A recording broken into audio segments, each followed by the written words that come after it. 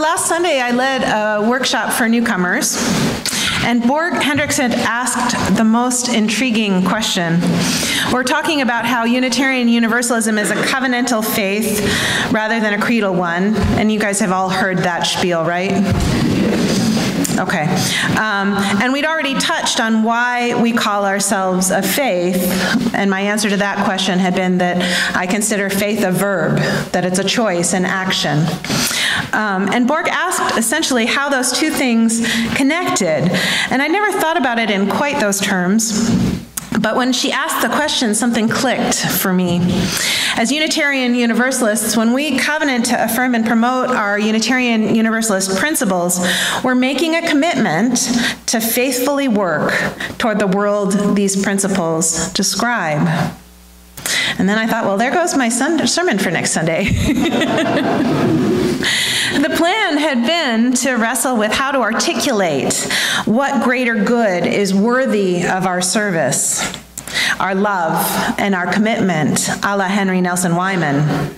Now, Wyman names that greater good God and acknowledges that the word is only a placeholder and an inadequate one at that. And I know God is a loaded word for some of you, as are many of the synonyms like the sacred and the divine, and what are the other words that we struggle with? Worship. Huh? Worship. Worship. Prayer. Spirit. Spirit? Wow, okay. Not love. Not love, yeah.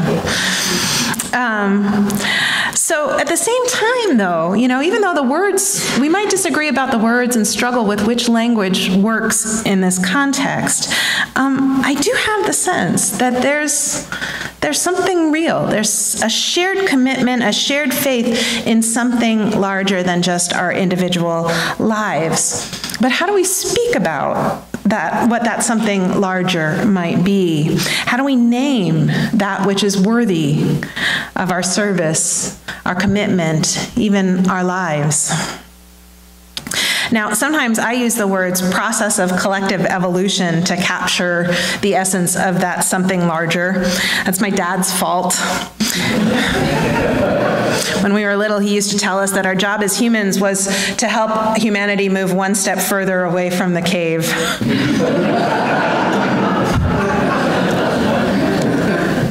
But I do have a sense that we each learn, and as we each learn and think and explore and grow and allow ourselves to be transformed by our relationships and by new ideas, something bigger becomes possible. Progress happens, and together we slowly figure out how to be better humans and better caretakers of the earth.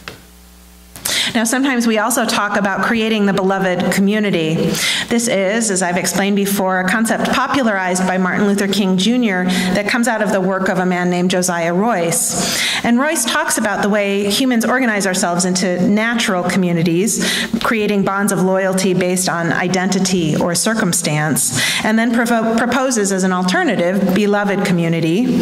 And the process of creating beloved community, according to Royce, involves forging bonds of loyalty based on something higher and broader than tribalism or identity. He asks the question, can we be loyal and connected to all people everywhere? Can we understand ourselves to be part of one single human family? Can we work to ensure that each individual is treated as if they are sacred, holy, beloved, blessed? Pick your word. So here's my question. Can we agree that there is something larger, something worthy of our service, worthy of dedicating our lives to? All right, Martha's in. Now, to be clear, we never have to agree on anything around here.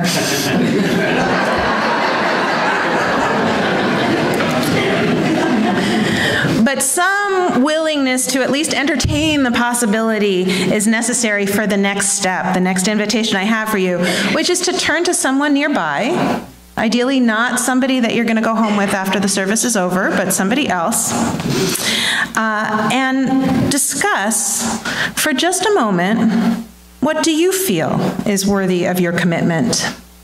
What values or institutions or dreams are worthy in your mind of dedication and sacrifice? Take a minute. Talk amongst yourselves.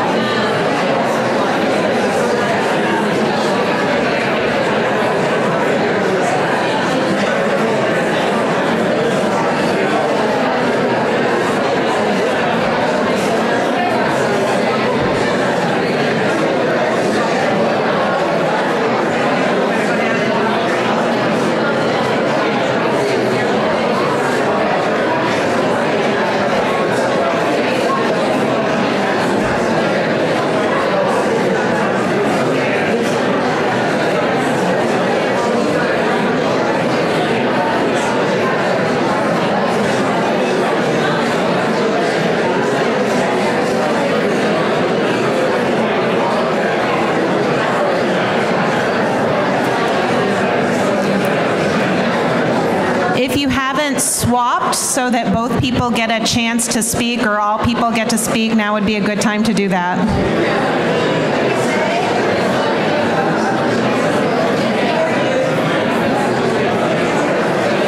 Switch. Swap. If you haven't switched, speaker and listener, then switch now.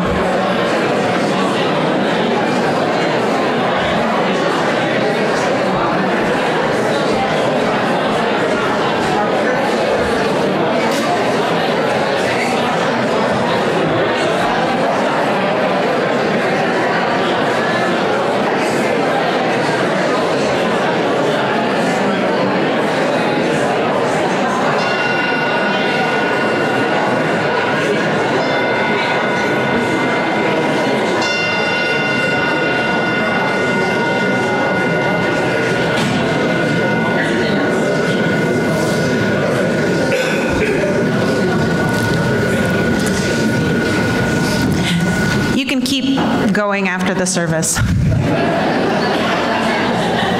So this next part is called Sermon by Committee.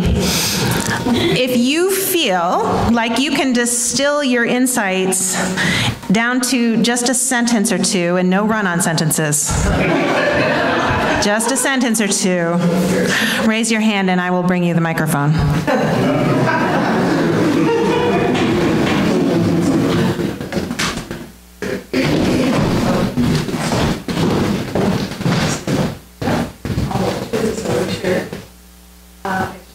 What is most important is how we connect.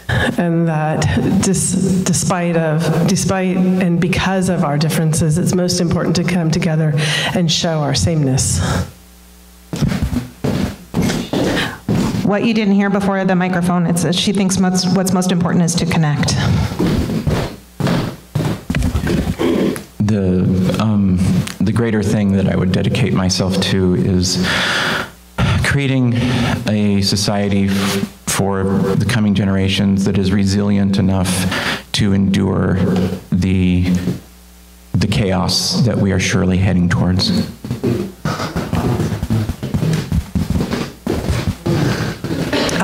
For me, it's working to protect and preserve non-human life.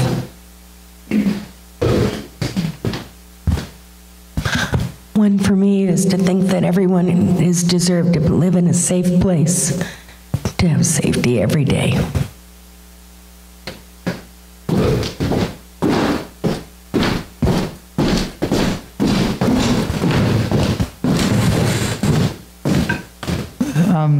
To add value to something in such a way that when it no longer serves a utilitarian purpose, it is still serving a sentimental or historical purpose. To find the divine within ourselves.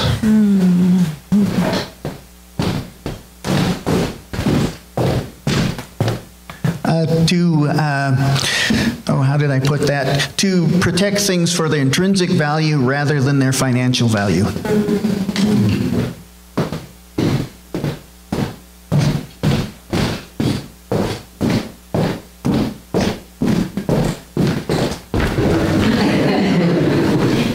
I guess what I came up with is inclusivity and to, come to the realization that there are no others. Thank you.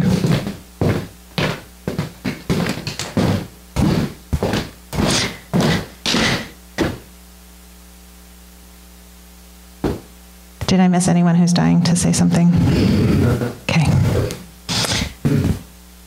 Thank you all. Brad? Okay, sorry. It's okay.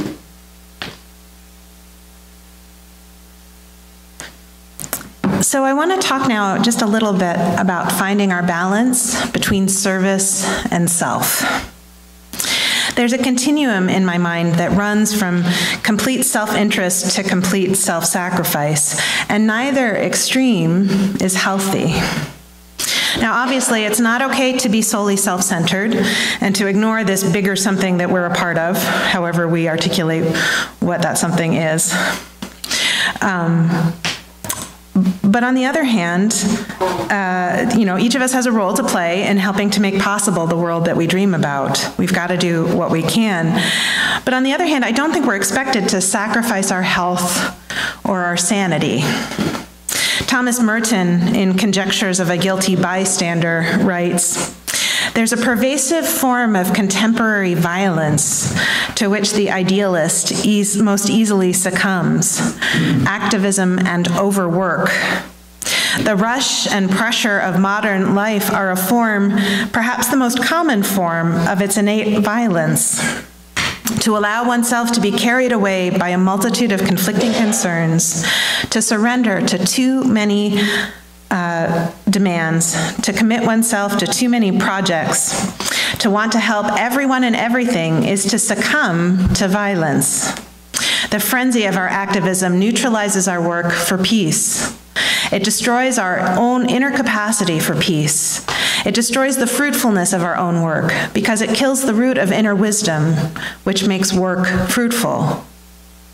I actually have a portion of this quote printed out and posted on my bulletin board in my office downstairs so that I remember that how we work for peace and justice and that something larger matters just as much as what we do. So the how matters as much as the what. More than that, I think we as humans were made for joy. These animal bodies of ours require that we seek beauty, that we allow ourselves to be moved and touched by stories. We're made to love and to be loved. And when we edge too close to that self-sacrifice end of the scale, we lose something essential. Now, my experience is that the balance point shifts depending on our life circumstances, but that something inside us always knows where we need to be at any given moment. When my kids were little, I was willing to participate in marches and protests, but I was pretty clear that I wasn't willing to be arrested for civil disobedience. My kids needed me, and that mattered more than the little difference I might make by going to jail for a few hours or even a few days. I'm in a different place now. My kids are grown and mostly self-sufficient. And so I did choose to get arrested last spring with the Poor People's Campaign, and there was a moment that day where I was ready to sacrifice everything. As part of our civil disobedience, they made us work so hard to get arrested. Oh my gosh. So as part of our civil disobedience, we were lying down in a road to block an intersection. And I was lying right in front of this red car, and the driver of the car was not happy about being inconvenienced. And so he was riding his horn, just kind of holding it down and revving his engine. And I seriously thought, my God, he might run me over. And what ran through my head went like this: okay, well, I might die in the next few minutes. Do I get up? And the little voice inside me said, If you were to get hit, this campaign will be front page news nationwide.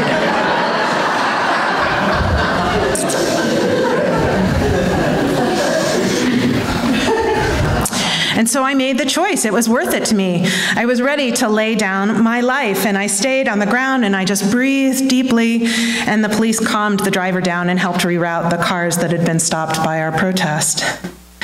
It wasn't until later that I realized that because there were maybe, 4 or 6 feet between the car's tire and my body, it was unlikely that I'd actually die if he'd run me over.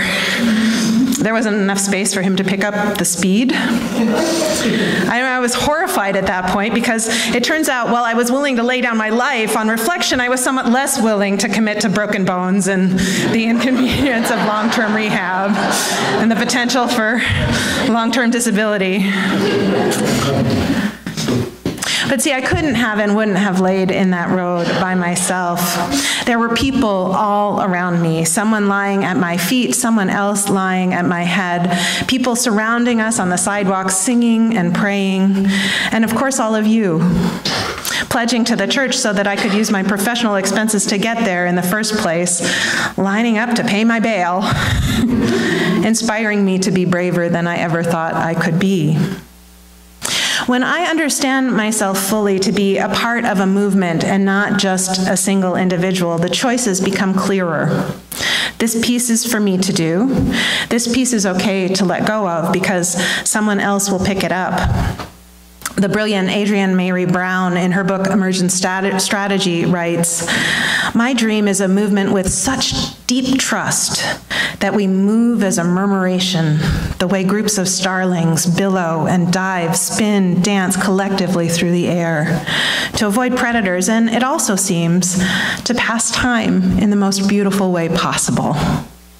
When fish move in this way, they are shoaling. When bees and other insects move in this way, they are swarming. I love all the words for this activity," she writes. Here's how it works in a murmuration, shoal, swarm. Each creature is tuned into its neighbors, the creatures right around it in the formation. This might be birds on either side or the 6 fish in each direction. There's a right relationship, a right distance between them. Too close and they crash, too far away and they can't feel the micro-adaptations of the other bodies. Each creature is shifting direction, speed, and proximity based on the information of the other creature's bodies. There's a deep trust in this, to lift because the birds around you are lifting. To live based on your collective real-time adaptation. In this way, thousands of birds or fish or bees can move together, each empowered with basic rules and a vision to live. Imagine our movements cultivating this type of trust and depth with each other, having strategic flocking in our playbooks. Adaptation reduces exhaustion. No one bears the burden alone of figuring out the next move and muscling toward it. There's an efficiency at play. Is something not working? Stop. Change. If something is working, keep doing it, learning and innovating as you go. And that's the end of that excerpt. This is why I made the choice to be a minister, and why I believe this faith and this community and this church in particular are worthy of my service and dedication and sacrifice. It's one piece of that greater whatever we choose to call it, but it's a piece that practices interdependence on a daily basis. We learn a lot around here about how to be unique, free-thinking, messy, quirky, real-life people who somehow manage to come into formation, into alignment around deeper principles, shared values, universal hopes and dreams. Everything we learn here, we offer up in service to that unnameable greater good, that larger something that is worthy of our service and our sacrifice. There's a rhythm to it, a push and a pull, a twirl and a pause, an inhale and an exhale. On our own, it's too easy to spin out of control and lose our way, to get dizzy or exhausted, but together we find the right tempo. We sit this one thing out knowing that someone else will step in and move things along. We can let go of that particular concern because our dear friend has got it covered. Our shared values, that something larger, they set a high bar for us. We are a long way from a world where all people are known to have inherent worth and dignity and treated accordingly. We are a long way from a world with peace and justice for all. But I believe we are moving in the right direction. May we do our best to move with grace and kindness for ourselves, for each other, and for everyone we meet. And above all, may we continue to move together. So be it, and so may it be.